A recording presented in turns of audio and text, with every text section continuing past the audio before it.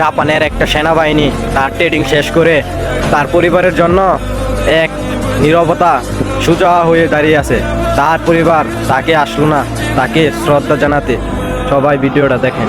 চারপাশে খুশির জোয়ার, প্রিয়জনদের আলিঙ্গন আর জয়ের উল্লাস, কিন্তু এই ভিড়ের মাঝেই এমন একজন মানুষ ছিলেন যার পাশে দাঁড়ানোর মতো সেদিন কেউ ছিল না। তিল তিল করে কঠিন প্রশিক্ষণ শেষ করার পর খুশির এই দিনে কাকে খুঁজছিল তার মন?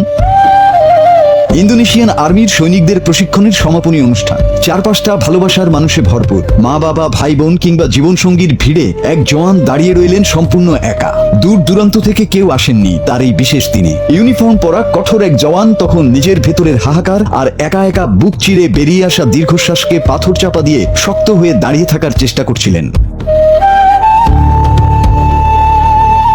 কিন্তু একজন মানুষের চোখের ভাষা কি আর লুকোনো যায়? দূর থেকে পুরো দৃশ্যটি লক্ষ্য করছিলেন তার কমান্ডার। জওয়ানের সেই নিঃসঙ্গতা আর না বলা কষ্ট ঠিকই ছুঁয়ে গিয়েছিল তার হৃদয়। কোনো রাগঢাক না রেখে, কোনো দাপ্তরিক দূরত্ব বজায় না রেখে কমান্ডার সোজা এগিয়ে গেলেন একা দাঁড়িয়ে থাকা সেই জওয়ানের দিকে।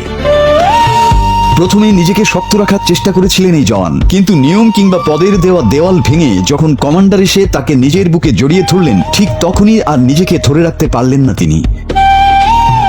শক্তপোক্ত এক সেনা জওয়ানের বুক চিরে যেন ভেঙে পড়ল দীর্ঘদিনের জমানো সব কষ্ট আর একাকিত্বের অভিমান। কমান্ডারের সেই ছোট্ট উষ্ণ আলিঙ্গন আর সান্ত্বনার বাণী যেন মুহূর্তের মধ্যেই ঘুচিয়ে দিল সমস্ত দূরত্ব। ইউনিফর্মের আড়ালেও যে একজন মানুষ থাকে যার ভেতরে থাকে কষ্টের সমুদ্র, এই দৃশ্যটি তারই এক জীবন্ত দলিল। তাই তো রক্তের সম্পর্ক না থাকলেও মানবতার এই সুন্দর রূপ আমাদের চোখে জল এনে দেয়। মাসুদ হাসান, বাংলা টিভি।